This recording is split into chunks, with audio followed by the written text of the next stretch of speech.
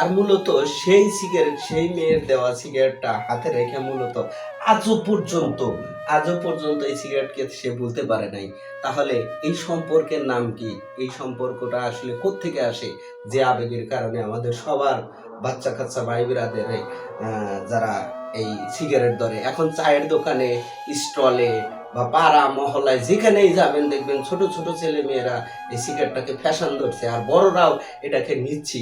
বিষয়টা কিভাবে নেবেন আপনারা অবশ্যই আমার ভিডিওতে কমেন্ট করে জানাবেন। তো সুজন ভাই, তো সিগারেট তো যে ভারে সিগারেট খাইতেছেন এই 10 বছরের, মূলত এক প্যাকেট সিগারেটের দাম, এই যে এক প্যাকেট এই ডার্বি সিগারেটের দাম মূলত 70 টাকা করে।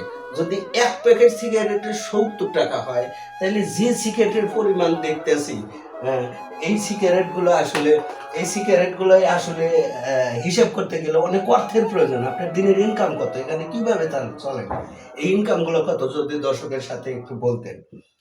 আসলে এখানে আমি অটো চালাই। আচ্ছা, অটো রিক্সা চালান। হ্যাঁ দর্শক, অটো রিক্সা চালায়। হ্যাঁ, দিনে ইনকাম কত? 5 থেকে 700 টাকা।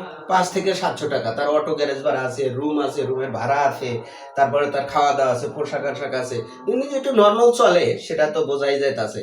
তো ভিউয়ার্স, পরবর্তীতে আবারও থাকবেন, আবারও নিয়ে আসবো পরবর্তী ভিডিও নিয়ে। সুজন ভাইয়ের এই সিগারেটের দাম হিসাব করার পরে আপনাদের জানানো